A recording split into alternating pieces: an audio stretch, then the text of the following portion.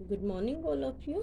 Myself, Meenakshi, your SS teacher, welcomes you in your SST class. In this video, we will discuss our civics first lesson, diversity. पिछली जो video अभी तक हमने की है, हमने इसके अंदर हमने कहानी पढ़ी थी, दो फ्रेंड्स की कहानी को रीड किया था, समीर एक और समीर दो। कैसे क्या है, उनका नाम तो बिल्कुल सेम है लेकिन उनका जो रिवीजन है अलग है। वो एक जो है उसमें से दोनों लैंग्वेज जानता है, हिंदी और इंग्लिश, एक को सिर्फ हिंदी आती है। ठीक है, फिर हमने रीड किया कि डाइवर्सिटी क्या होती है, उसके बाद रीड किया हमने इनइक्वालिटी क्या होती है। फिर हमने इन डाइवर्सिटी को समझने के लिए हमने अलग अलग राज्यों के अलग अलग स्टेट्स के बारे में रीड किया, लद्दाख और केरला। हमने उसके बारे में रीड किया कि वहाँ के लोग क्या खाते हैं, कैसे कपड़े पहनते हैं और क्या काम करते हैं। अब हम उनके अंदर देखें कि दोनों के अंदर क्या क्या डिफरेंस है। लद्दाख और जो केरला के लोग हैं उनके अंदर क्या क्या डिफरेंस है, स्टेट के अंदर क्या डिफरेंस है, उनका ज्योग्राफिक फीचर कैसा है। While Kerala and Ladakh are quite different in terms of their geographic feature, Kerala और जो लद्दाख है दोनों का जो ज्योग्राफिक फीचर्स है वो क्या है, अलग है। अलग है ना, क्योंकि वो कहीं पर तो क्या है, लद्दाख में तो क्या हमेशा ठंडी रहती है और केरला के अंदर क्या गर्मी भी रहती है, थोड़ा सा मौसम क्या है, सुहावना मौसम रहता है। The history of both region have been have seen similar culture influence. उनका जो कल्चर है कैसे वो क्या है, बिल्कुल अलग है। कहाँ से आया वो कल्चर, कौन से लोग हैं वहाँ पर, कहाँ से वहाँ पर बुद्धिज़्म आया। तो both region were influenced by Chinese and Arab trader. वहाँ दोनों का जो क्षेत्र के जो वहाँ पर जो धर्म आया वो कौन सा है, चाइनीज़ और अरब से आया। It was geographic of Kerala which allowed it for the cultivation of spices. वहाँ की जोग्राफिक कंडीशंस के कारण वहाँ पर हमने क्या देखा, क्या उगाते हैं, ज़्यादातर मसाले उगाते हैं। कौन कौन से मसाले हमने पढ़े थे, कौन कौन से मसाले उगाते हैं, काली मिर्च उगाते हैं, और ये काली मिर्च के अलावा क्या था, इलायची उगाते हैं, और भी कई प्रकार के मसाले वहाँ पर उगाए जाते हैं। And the special geographic location of Ladakh, लेकिन लद्दाख की लोकेशन में क्या था, and it's wool that to traders to region. वहाँ पर क्या लोगों का ऑक्यूपेशन क्या है, मोस्टली क्या करते हैं वो वूल्स, वूल्स उनका ऑक्यूपेशन है। वो क्या करते हैं, शिप्स को पालते हैं और वहाँ से जो भेड़ों के जो बाल होते हैं उनसे ऊन बनाते हैं। Thus, history and the geography are often tied in the culture of life region. इस प्रकार जो वहाँ की हिस्ट्री और जो कल्चर है, हिस्ट्री और जो जोग्राफिक कंडीशन है उनके बाद वहाँ पर उनका जो कल्चर लाइफ है वो कैसे एक दूसरे से बंधा हुआ है। The influence of the diverse culture is not merely a thing of past. Our present lives are all about moving from place to place for work, and with each move our culture, traditions and way of life slowly become part of new places we are in। कि जो culture होता है हमारा वो कहीं ना कहीं हमारे जो पास्ट है उससे प्रभावित होता है। कैसे होता है प्रभावित, क्या है, हम लोग क्या है एक स्थान से दूसरे स्थान पर जाते हैं तो वहाँ का जो कल्चरल होता है हम कई बार उसको अपना लेते हैं। अलग अलग प्लेस का अलग अलग कल्चर्स होता है, हम उसको लेकिन हम उसको अपना पार्ट बना लेते हैं। जैसे इसमें एक उदाहरण दिया, similarly in our own neighbourhood, हमारा जो आस पड़ोस है, we live close to people from several communities. अब वहाँ पर क्या है, अलग अलग समुदाय के लोग रहते हैं, कहाँ कहीं पर सिख भी रहते हैं, मुस्लिम भी रहते हैं, हिंदू भी रहते हैं। Our daily lifes are about the way in which we do things together and hear stories about each other lives custom and tradition. हम क्या करते हैं, रोज़ आपस में जब बातचीत करते हैं, उनके साथ बैठते हैं इकट्ठे, तो उनकी आपस की कहानियाँ सुनते हैं, उनके कस्टम कैसे हैं, उनकी ट्रेडिशंस कौन कौन सी हैं, तो हम कई बार उनके ट्रेडिशन को अपना लेते हैं, तो वही क्या बन जाती है, हमारी यूनिटी बन जाती है। अब क्या है, हम तो हैं डाइवर्स, अलग अलग है, लेकिन हम फिर भी क्या है, एक है। कैसे हैं, अब हम नेक्स्ट जो हमारा टॉपिक रहेगा उसके अंदर रीड करेंगे, unity in diversity. Unity in diversity, देखो, यूनिटी इन डाइवर्सिटी, भिन्नता में एकता, हम क्या हैं बिल्कुल अलग अलग है। जैसे हमारे क्या है 29 स्टेट्स है, सबका क्या है कोई ना कोई कल्चर अलग है, खाना पीना अलग है, फिर भी क्या है हम सब क्या है एक है। कैसे हैं वो? India diversity has also been recognised as a source of its strength. क्या है? इंडिया की जो डाइवर्सिटी है फिर भी उसको हम क्या है सोर्स ऑफ स्ट्रेंथ मानते हैं। कैसे? When the British ruled in India, देखो इसके अंदर कब का उदाहरण दिया है, जब हम अंग्रेजों के गुलाम थे, जब यहाँ पर क्या थे अंग्रेज आए थे। When the British ruled in India, India पर किसका रूल था? ब्रिटिश, अंग्रेजों का रूल था। Women and man from different culture, तो वहाँ आपने यहाँ पर क्या आदमी और जो औरत है वो अलग अलग कल्चर्स के हैं, अलग अलग रिलीजन्स के हैं, धर्म के हैं, एंड अलग रीजन्स के, बैकग्राउंड उनका क्या है अलग अलग, came together to oppose them, फिर भी वो क्या है एक दूसरे के विरोध में होते हुए भी क्या है एक है। कैसे हैं? इंडियाज़ फ्रीडम मूवमेंट, इंडिया के अंदर जब स्वतंत्रता संग्राम आंदोलन एक चलाया गया था ताकि अंग्रेजों को यहाँ से भगाया जा सके और हम सब क्या है गुलाम जो हम बन चुके थे उससे छुटकारा मिल सके। India's freedom movement has thousand of people different backgrounds in it, जब स्वतंत्रता आंदोलन चलाया गया तो उसके अंदर क्या थे बहुत सारे लोग थे, थाउजेंड ऑफ पीपल थे और वो क्या थे अलग अलग बैकग्राउंड के थे। They work together to decide joint action, लेकिन उन्होंने क्या किया, उन्होंने एक काम करना शुरू किया, क्या एक ज्वाइंट एक्शन है, ये सभी लोग इकट्ठे होकर डिसाइड किया। They went to jail together, तो वो इकट्ठे ही सभी का गए हमें जेल में डाल दो, सभी को जेल में डाल दिया जाए। And they found different ways to oppose the British rule, oppose का मतलब क्या होता है विरोध, ताकि वो क्या कर सके जो ब्रिटिश रूल है उसका विरोध कर सके। इसलिए वो जब इंडिया ये मूवमेंट चलाया गया था फ्रीडम मूवमेंट, तो बहुत सारे लोग इकट्ठे होकर कहाँ गए थे, कहाँ पर गए थे? जेल के अंदर।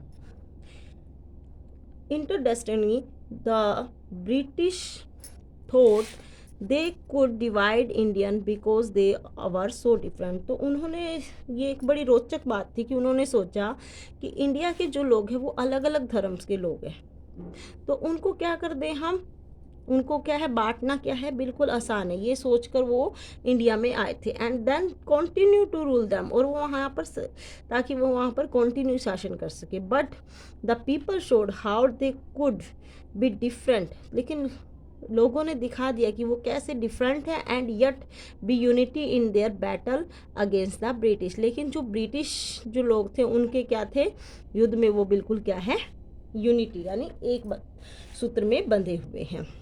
अब इसके अंदर एक स्टोरी दी गई है, ये किसकी एक स्टोरी है, वो किसकी लिखी गई है, कुछ लाइनें हैं किसने लिखी हैं। Don't forget the days of blood o friend in the midst of your happiness, remember to shed a tear for us, the hunter has torn away every single flower, do plant a flower in the desert garden, dear friend, having fallen to bullet we slept in Jallianwala Bagh, do light a lamp on a lonely grave, oh friend, the blood of Hindus and Muslims flow together today, so soak your robe in the river of the blood, dear friend, some rot in jails while others lie in their graves, do shed a few tears for them, oh friend।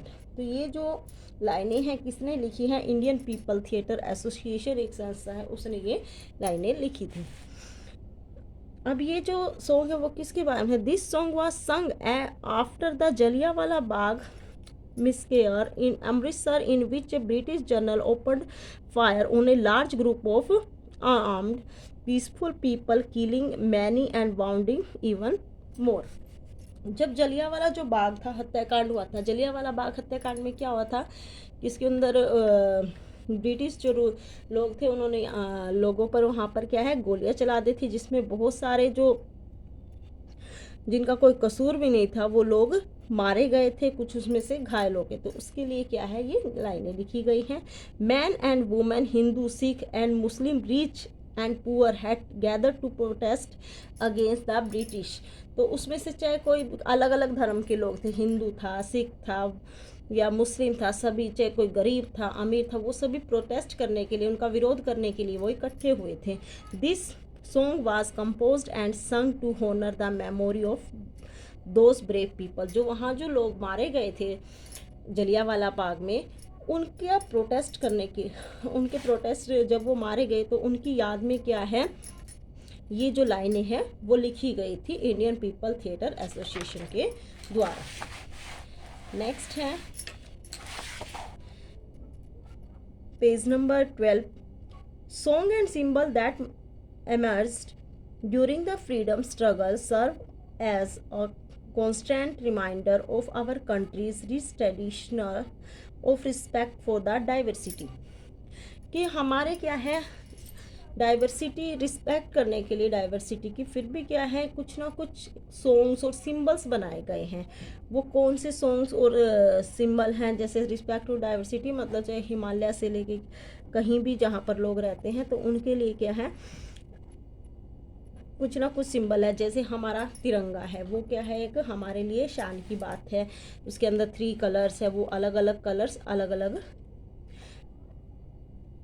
चीज़ों को दर्शाते हैं। Do you know the story of Indian flag? क्या आपको Indian flag की story पता है? It was use as a symbol of protest. ये क्या है, एक सिंबल ऑफ प्रोटेस्ट है against the British rule by the people everywhere. ये जो हमारा ये बनाया गया था झंडा, ये किस लिए बनाया गया था? प्रोटेस्ट करने के लिए। किसके विरोध में प्रोटेस्ट करने के लिए? अंग्रेजों के विरोध में प्रोटेस्ट करने के लिए बनाया गया था। In his book the discovery of India, Jawaharlal Nehru ने एक बुक लिखी थी जिसका नाम क्या था? Discovery of India. Discovery of India जो बुक है उसमें जवाहरलाल नेहरू ने क्या लिखा था? Say that Indian unity is something imposed for the outside but rather कि ये जो इंडियन यूनिटी है हमारे ऊपर क्या है, इम्पोज नहीं की। ये इम्पोज का मतलब होता है थोपना। हमारे ऊपर किसी ने थोपी नहीं है, ये हमें क्या है, विरासत के रूप में हमने देखा है लोग यहाँ पर कैसे रहते हैं, मिलजुल कर रहते हैं, तो वहाँ से ही हमारी जो यूनिटी है वो स्टार्ट हो रही है। It was something deeper and with in its fold the widest tolerance of belief and custom was practiced and every variety acknowledged and even encouraged। यहाँ पर जो लोग हैं वो क्या है, बहुत ज़्यादा सहनशील है। उनके जो रीति रिवाज हैं वो बहुत ज़्यादा अभ्यास से उन्होंने बनाए हैं। रीति रिवाज, हर चीज़ को देखकर वहाँ के रीति रिवाज बने हैं। यहाँ पर क्या है, एवरी वेराइटी ऑफ नॉलेज, यहाँ पर क्या है, सभी ने इन जो हमारे कस्टम है, रिलीजन है, उनको स्वीकार किया है और प्रोत्साहित किया है। इट वाज नेहरूज, ये नेहरू थे, हु क्वाइंड द फ्रेज, जिन्होंने क्या किया, यूज़ किया। कौन से फ्रेज को यूज़ किया? क्वाइंड का मतलब क्या होता है, यूज़ करना। एक फ्रेज उन्होंने यूज़ किया, फ्रेज का मतलब शब्दांश जिसको यूज़ किया है, unity in diversity. Unity in diversity का यूज़ किसने किया है? हमारे यहाँ जवाहरलाल नेहरू ने, जो हमारे क्या थे, भारत के प्रथम प्रधानमंत्री बने थे। वो कौन थे? जवाहरलाल नेहरू। उन्होंने ही कहा था, उन्होंने ही तो क्या बुक लिखी थी, कौन सी? The discovery of India. और उन्होंने इस शब्द का सबसे पहले उस बुक में प्रयोग किया था, unity in diversity, to describe the country, अपनी देश को की कंट्री को डिस्क्राइब करने के लिए उन्होंने किस वर्ड का प्रयोग किया है? Unity in diversity. नेक्स्ट है इंडियाज नेशनल एंथम, अपना जो नेशनल एंथम है, कंपोज्ड बाय रविंद्रनाथ टैगोर। किसने लिखा है? रविंद्रनाथ टैगोर ने लिखा है। Is another expression of unity of India, वो भी क्या दिखाता है? यूनिटी ऑफ इंडिया को दर्शाता है। जैसे हम उसको गाते हैं ना, उसके अंदर जो लाइन होती है उसमें अलग अलग सभी अलग अलग जो राज्य हैं उनके बारे में नाम लिए गए हैं और फिर भी दिखाया गया कि वो सब क्या है, एक है। ओके स्टूडेंट, ये लेसन हमारा क्या है, यहाँ पर कंप्लीट हो गया है। नेक्स्ट जो वीडियो रहेगी आपके लिए पहले तो आपके लिए काम ये है कि आपने इसके very short question answer find out करके मेरे व्हाट्सएप नंबर पे सेंड करने हैं। नेक्स्ट जो आपका वर्क रहेगा आगे जो दिया जाएगा, नेक्स्ट जब आपकी टर्न आएगी तो इस लेसन के लिए मैं आपको एक वर्कशीट भेजूँगी। वो वर्कशीट आपको कंप्लीट करके मेरे व्हाट्सएप नंबर पर सेंड करनी है। Okay students, bye.